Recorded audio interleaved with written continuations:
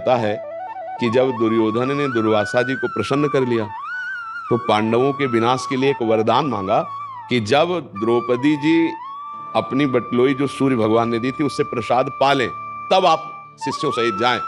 हजारों शिष्य उनके कहते 60,000 शिष्य थे और उस शिष्य मंडली से आप स्वागत स्वीकार करें। देखो 4 महीना सेवा का ये फल मांगा, दुष्ट बुद्धि उनके विनाश के लिए।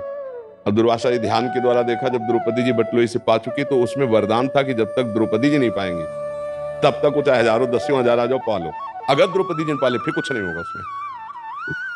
दुर्वासा जी पहुंचे शिष्यों के साथ, महाराज युधिष्ठिर जी ने देखा, प्रणाम किया, महाराज स्वागत है आपका, आओ प्रसाद की व्यवस्था, क्योंकि संतों से ऐसी बात की जाती।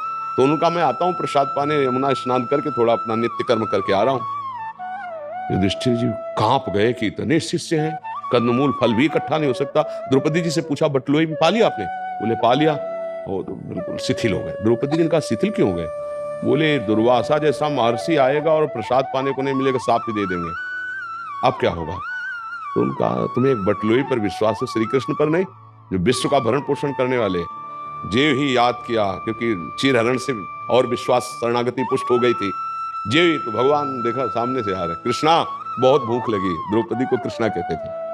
उनका समस्या तो प्रभु यही है कि बटलोई भी हमने पा लिया, अब कुछ है नहीं, वनवास का समय था, तो लाओ बटलोई। अब देखो भगवान की महिमा देखो, एक कोई पवित्र पतिव्रता पात्र मार्जन करेगी तो झूठा रह जाएगा क्या? पहली बात। दूसरी बात, जब सूर्य भगवान ने कह दिया द्रौपदी के पाने के बाद बटलोई में कुछ नहीं बचेगा, तो कुछ नहीं बचेगा। भगवान ने कहा बटलोई लाओ, बोले प्रभु तो धोके रख दी, बोले लाओ तो देखा एक सीत है। कहां से सीत आ गया? क्या द्रौपदी जी को पात्र मार्जन करना नहीं आता कि झूठा लगी रहेगी? क्या भगवान सूर्य ने कहा है कि पाने के बाद कुछ नहीं बचेगा तो वरदान काम नहीं करेगा? कर तुम अकर तुम अन्यथा कर तुम श्री कृष्ण।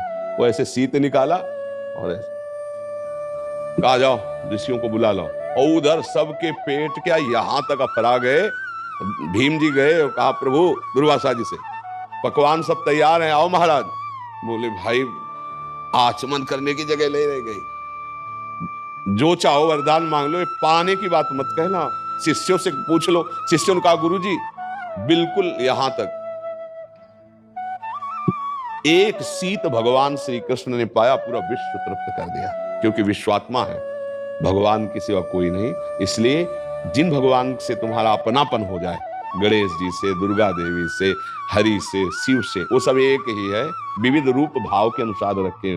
तो हम क्या करें? उन्हीं भगवान में आसक्त हो जाए, उनका नाम जप करें, उनको भोग लगाएं, उनका तो सबका भोग लग गया। जैसे हम पेड़ के मूल में जल डाल दें तो डाल पत्ता पुष्प सब में पहुंच